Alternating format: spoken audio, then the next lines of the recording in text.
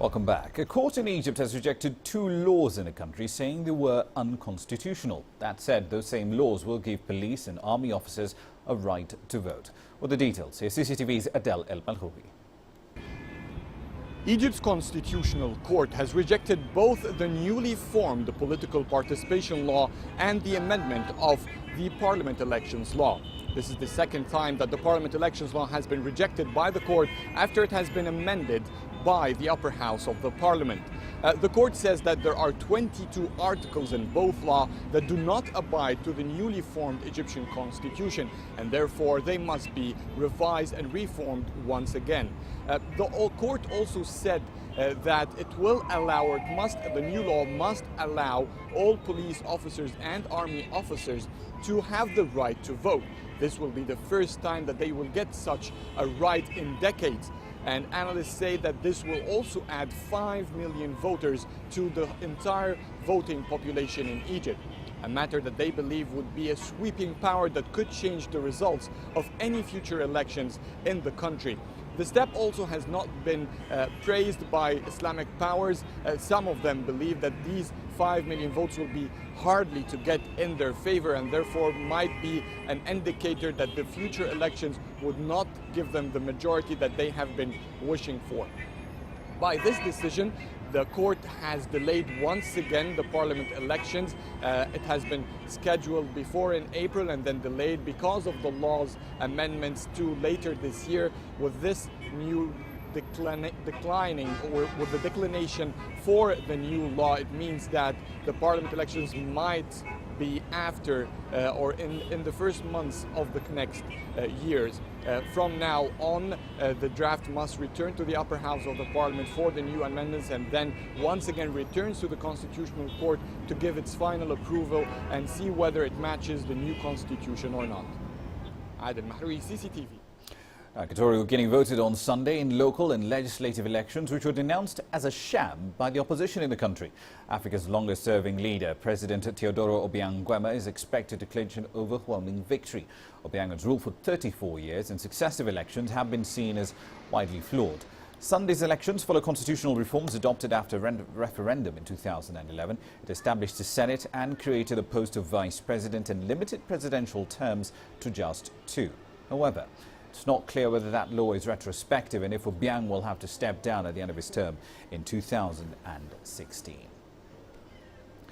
A suspect in last week's killing of a British soldier on a London street was arrested in Kenya in 2010 while apparently preparing to train and fight with the Al-Qaeda-linked Somali militant Al-Shabaab. That is according to a Kenyan government spokesperson.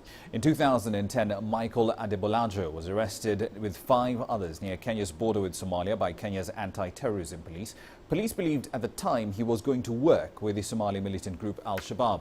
Kenyan police have referred to Michael Adebolajo as Michael Olemindis Ndemolajo, saying he was arrested under a completely different name. Michael Olemindis Ndemolajo was arrested and taken to our courts here in Mombasa, where he was going to be charged. But then it transpired that the third gentleman, Ndemolajo, was actually a British citizen. He carried a British passport.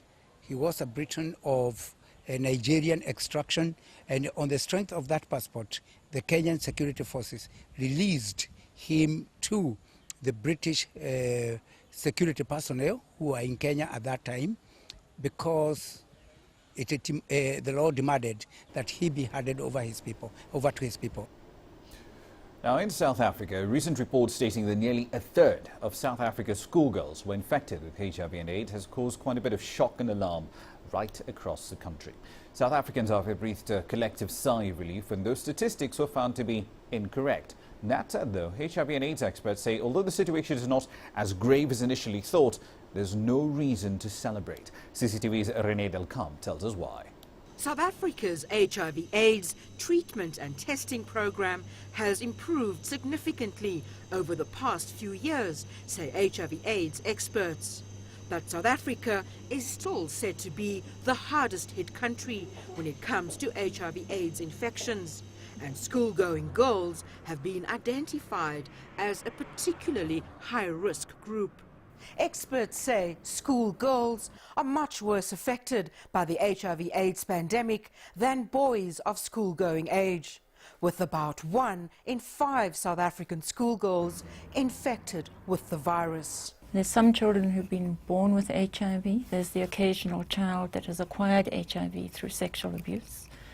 But the HIV infection rates start increasing when the children become sexually active. We have alarmingly high rates of pregnancy amongst school-going girls. And if you have such high rates of pregnancy amongst school-going girls, that means that they're having unprotected sex. And if there's HIV in the population, which we know there is, it means some of those girls are getting infected with HIV. So we have challenges like that. South Africa's health minister and the country's president have slammed older men or sugar daddies for having sexual relations with young girls and identified this trend as a key driver of HIV infections in South Africa. It's very, very serious. We know that girls between the ages of kind of 14 and 20 are infected with HIV at almost 6 times the rate of boys of the same age. We know that we have a problem of school-going girls having sexual relationships with boys who are older than them, sometimes out of school. And that is partly driven by poverty. There are schoolgirls in this province who will have sex for a plate of food, if there's nothing at home. The temptation with some girls is to take a partner who's working and has money, either for favors for transport or for partying or nice clothes or a cell phone. Our schools are very poor in many instances.